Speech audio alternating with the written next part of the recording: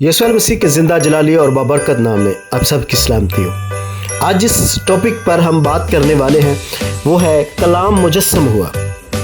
جب ہم مقدس یوحنا کی انجیل اس کے پہلے باب کی 14ویں آیت مقدسہ کو دیکھیں تو وہاں لکھا ہے، اور کلام مجسم ہوا اور فضل اور سچائی سے معمور ہو کر ہمارے درمیان رہا، اور ہم نے اس کا ایسا جلال دیکھا جیسا باپ کے اکلوتے کا جلال۔ اس انجیل کا تعلق کلام سے ہے جو ویسی ہی صفات کا حامل ہے جو خدا کی ہے، جو تخلیق میں خدا کے ساتھ تھا۔ جب خدا نے کلام کیا تو اس کے کلمہ یعنی کلام کے وسیلہ سے ہی زندگی وجود میں آئی۔ اب نہایت ہی حیران کن سچائی سامنے آتی ہے، یہی کلمہ یعنی کلام یسوع مسیح کی ذات میں ایک کامل انسان بنا۔ مقدس یوحنا اس آیت میں فرماتے ہیں کہ وہ ہمارے درمیان رہا اور ہم نے اس کا جلال دیکھا۔ اس کی زندگی دنیا کی تاریکی میں نور بن کر چمکی۔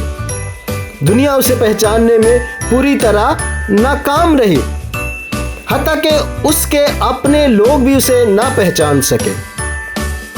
لیکن جتنوں نے اسے قبول کیا انہیں خدا کی محبت بری معافی کی برکت ملی، فضل ملا، انہیں خدا کے لے پالک بچوں کے طور پر خدا کے خاندان میں قبول کیا گیا اور خوش آمدید کہا گیا۔ کلام مجسم ہوا۔ جب یسوع ایک بچے کی شکل میں بیت الحم کی چرنی میں پیدا ہوا تو کلام مجسم ہوا۔ وہ خدا باپ کے ساتھ آسمان میں خدا کے بیٹے کے طور پر تو ازل سے موجود تھا، مگر اب اس نے انسانی جسم میں دنیا میں آنا پسند کیا۔ وہ ہمارے درمیان رہا۔ یہ مختلف سی مدت کے لیے ظہور نہ تھا جس کے بارے میں کوئی غلطی یا غلط فہمی کا امکان ہو۔ خدا واقعہ اس زمین پر آیا اور انسان بن کر انسانوں کے درمیان رہا۔ جس لفظ کا ترجمہ رہا کیا گیا ہے اس کا مطلب ہے خیمہ لگایا، یعنی مسکن قائم کیا۔ اس کا بدن وہ خیمہ تھا جس میں وہ 33 برس تک آدمیوں کے درمیان رہا، اور ہم نے اس کا ایسا جلال دیکھا۔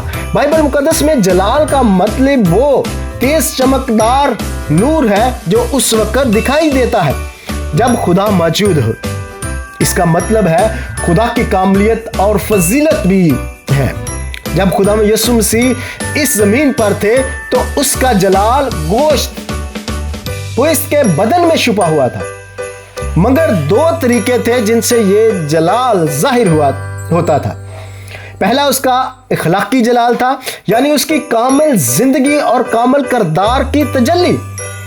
اس میں کوئی خامی یا کوئی داغ یا کوئی عیب نہ تھا۔ وہ اپنی ساری باتوں اور راہوں میں کامل تھا۔ اس کی زندگی میں ہر خوبی نہایت نفیس توازن کے ساتھ ظاہر ہوتی تھی۔ دوسرا اس کے جلال کی دیدنی تجلی ہے۔ یہ واقعہ اس پہاڑ پر ہوا جہاں اس کی صورت جلالی ہو گئی تھی۔ اس وقت مقدس پطرس، یعقوب اور یوحنا نے اس کے چہرے کو سورج کی مانند اور اس کی پوشاک کو تیز روشنی کی طرح چمکتے ہوئے دیکھا۔ ان تینوں شاگردوں کو اس جلال، شان و شوکت اور عظمت کا پیشگی نظارہ دکھایا گیا جو خدا یسوع مسیح کو اس وقت حاصل ہوگی جب وہ 1000 سال تک بادشاہی کرنے کے لیے زمین پر واپس آئیں گے۔ جب یوحنا کہتا ہے کہ ہم نے اس کا جلال دیکھا تو وہ بنیادی طور پر خدا یسوع کے اخلاقی جلال کا ذکر کرتا ہے۔ اس نے اور دوسرے شاگردوں نے ایک متکل کامل زندگی کا عجوبہ دیکھا جو اس زمین پر بسر کی گئی، مگر عین ممکن ہے کہ یوحنا اس بیان میں پہاڑ پر مسیح کی صورت کے جلالی ہو جانے کے واقعہ کو بھی شامل کرتا ہے۔ جو جلال ان شاگردوں نے دیکھا وہ ظاہر کرتا ہے کہ وہ واقعہ خدا کا بیٹا ہے۔ یسوع باپ کا اکلوتا ہے، یعنی مسیح خدا کا یکتا اور بے مثال بیٹا ہے۔ خدا کا اس کی طرح اور کوئی بیٹا نہیں۔ ایک مفہوم میں سارے سچے ایماندار خدا کے بیٹے ہیں، لیکن یسوع خدا کا خاص مفہوم میں بیٹا ہے، اس کے ساتھ اور کوئی شامل یا برابر نہیں، اور خدا کا بیٹا ہونے میں وہ خدا کے برابر ہے۔ نجات دہندہ فضل اور سچائی سے معمور تھا۔ ایک طرف تو وہ دوسروں کے لیے مہربانی اور بھلائی کے لیے معمور تھا، حالانکہ وہ اس کے حقدار نہ تھے۔ دوسری طرف وہ کامل، دیانتدار اور راست باز تھا۔ اس نے نہ تو گناہ سے کبھی درگزر کیا، نہ برائی کی اجازت دی۔ کامل طور سے فضل کرنا اور ساتھ ہی کامل طور سے راست ہونا، یہ ایک ایسی بات ہے جو صرف خدا ہی کر سکتا تھا۔ آج کے کلام کے وسیلہ سے خدا ہم سب کو برکت دے، آمین۔